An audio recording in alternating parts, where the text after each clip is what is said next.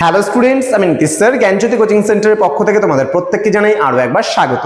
তো স্টুডেন্টস, আজকে আমি তোমাদের নর্থ বেঙ্গল ইউনিভার্সিটির আন্ডারে 6th সেমিস্টারে যে সমস্ত স্টুডেন্টরা বিভিন্ন কলেজগুলোতে পড়াশোনা করছো তাদের জন্য আজকে হিস্ট্রি মেজর পেপার 13 থেকে ভীষণ গুরুত্বপূর্ণ একটি প্রশ্ন, সেটা হচ্ছে write a note on INA বলতে ইন্ডিয়ান ন্যাশনাল আর্মি। ক্লিয়ার? তো এই বিষয়ে কিন্তু আজকের এই ক্লাসটি আমি আলোচনা করব।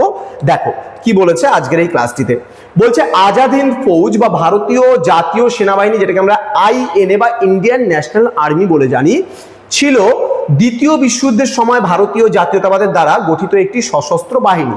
ঠিক আছে, যারা কিন্তু সংগ্রামে বা ভারতের স্বাধীনতা যুদ্ধের জন্য আন্দোলন করেছিল, যা ব্রিটিশ শাসনের বিরুদ্ধে ভারতের স্বাধীনতা অর্জনের লক্ষ্যে কিন্তু কাজ করত।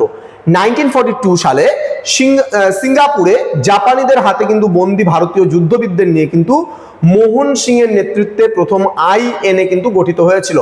পরে 1943 সালে সুভাষচন্দ্র বসু কিন্তু এই বাহিনীর নেতৃত্ব কিন্তু গ্রহণ করে বলে কিন্তু জানা যায়। ঠিক আছে, নেক্সট কি রয়েছে দেখো, নেক্সট রয়েছে INA এর মূল লক্ষ্য ছিল ব্রিটিশ শাসনের অবসান ঘটিয়ে ভারতে একটি স্বাধীন সরকার প্রতিষ্ঠা করা। INA জাপানি সাম্রাজ্যবাদী সেনাবাহিনীর কাছ থেকে সাহায্য ও সমর্থন লাভ করে এবং তাদের সঙ্গে মিলে কিন্তু ব্রিটিশ ও কমনওয়েলথ বাহিনীর বিরুদ্ধে কিন্তু যুদ্ধও চালিয়েছিল। 1944 সালে INA বা ইন্ডিয়ান ন্যাশনাল আর্মি কিন্তু জাপানি বাহিনী ব্রহ্মদেশ, ইম্ফল এবং কোহিমায় কিন্তু ব্রিটিশ কমনওয়েলথ বাহিনীর বিরুদ্ধে যুদ্ধ অভিযান কিন্তু চালিয়েছিল। INA বা ইন্ডিয়ান ন্যাশনাল আর্মি ভারতীয় স্বাধীনতা আন্দোলনের ইতিহাসে কিন্তু একটি গুরুত্বপূর্ণ ভূমিকাও কিন্তু পালন করেছে এবং ভারতীয় জাতীয়তাবাদের উপর কিন্তু এর গভীরও কিন্তু একটা প্রভাব কিন্তু ফেলেছে।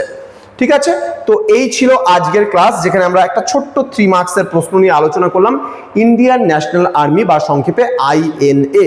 তো স্টুডেন্ট, তোমরা যারা এখনো আমাদের চ্যানেলটিকে সাবস্ক্রাইব করোনি তারা অবশ্যই চ্যানেলটিকে সাবস্ক্রাইব করে পাশে থাকা বেল আইকন অল প্রেস করে দাও, বন্ধুদের সঙ্গে ভিডিওটি শেয়ার করে দাও এবং আমাদের কাছে অনলাইনে নোটস নিতে চাইলে যোগাযোগ করো, আমাদেরই অফিসিয়াল নাম্বার এটা রয়েছে এবং আমাদের live class, doubt clearing session, recorded class সবকিছু মিলেই কিন্তু পুরো কোর্সটা কভার আপ করা হয় মাত্র 1199 টাকার বিনিময়ে। পুরো সেমিস্টারে এটা কোর্স ফি।